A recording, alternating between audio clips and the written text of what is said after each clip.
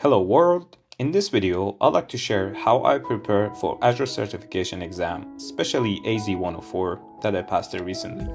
So let's get started. In my experience, there are two key points that you should keep in mind while preparing for Azure exams. The first one is to prioritize theory over practice. You might hear often people talk about doing labs in order to prepare for Azure exams.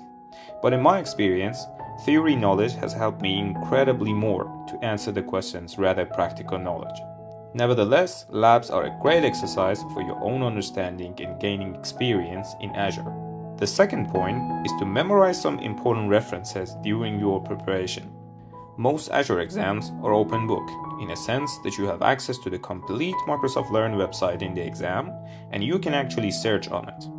Therefore, keeping a track of references will make you able to look up answers quickly during the exam. Now let's talk about how I arrange my preparation. I usually break down my preparation phase into 4 steps that you can see on the screen. Let me explain what I do for each step in more details. Step 1. I start by studying with video content. This means I normally spend about a week crawling YouTube courses. There are some videos that are great and some could be a bit overwhelming. So it requires some try and error to find the ones that sound useful to you. After that, I watch the video lectures on Microsoft Learn website for the particular exam that I am preparing for. The videos are found under Exam Readiness Zone on Microsoft Learn website, so don't forget to Google it. For example, there are 5 videos for AZ-104 exam, and the name starts with Preparing for AZ-104. Step 2. Studying with written content. Microsoft Learn is solely the best resource for Azure exam preparation. However, the content can be sometimes overwhelming and time-consuming to read in details. That's why I start with video contents and then move to Microsoft Learn website.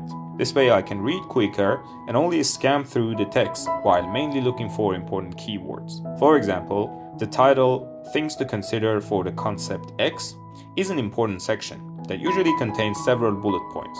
Also pay attention to the phrases that are written in bold. With this method, I often spend about 2 to 3 days reading the content that are relevant for my exam. Step 3. Make your cheat sheet. A cheat sheet is something that helps me recap the important topics close to the exam.